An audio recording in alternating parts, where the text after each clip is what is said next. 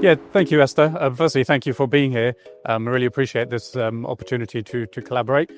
I think some of the trends that I'm seeing, based on not just public data, but also data that I've looked at from different organizations, the couple of trends that are coming and impacting, the European organizations, certainly in the banking industry. One is ransomware. That's at the top of the list that geopolitical threat actors are targeting at the moment as a potential method of attack. The second one is social engineering, and certainly in the UK we've seen a lot of retail organizations being impacted by that. And then the third at the moment is our integration with more and more suppliers and different organizations, so third-party security risk. And the more organizations we are collaborating with, the higher that third-party security risk keeps increasing. So I think those are the three key risks I'm seeing at the moment, is ransomware, social engineering, and third-party security risk. So my recommendation would be anything that CISOs and CIOs can do to help mitigate and implement cybersecurity technologies for those risks, I don't think will be time or money wasted.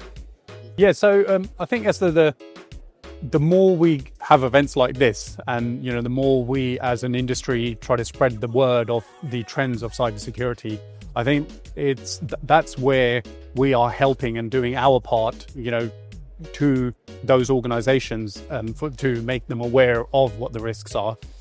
So I think that the industry, the cybersecurity industry as a whole, I think there are a lot of tools and technologies out there available. If we look around just today, there's plenty of vendors here. So there has been a massive growth as a within the cybersecurity industry, of the technologies available across all the multiple different types of controls. So whether it's vulnerability management, threat modeling, network segmentation, endpoint detection and response, I think there are plenty of organizations, vendors, and tools out there for organizations to go and purchase and mitigate against these emerging threats. I think as to the overall sort of trend within European organizations is that I think we are well prepared. There is a lot of tools and technologies out there available to us. And so when I've sort of spoken and met with organizations, a lot of them are very, very well prepared. They're seeing that cybersecurity is not just something that has to be brushed to the side. CISOs, CIOs, CEOs, all the group level executives are now taking cybersecurity very, very seriously. And it's not just a technical discussion anymore. It is, very much become a boardroom issue. And so I think, more and more events like these are crucial, and organizations are, they have the industry also available and the tools and technologies available to mitigate against these threats that are hitting the European industries. Yeah, I think the adoption of Gen AI and the pace at which it is being adopted is dependent on the industry of our organization. So financial services will always be, and that's my background, will always be slightly slower to adopt the AI use cases and technologies that are out there to help against cybersecurity and mitigate those security threats.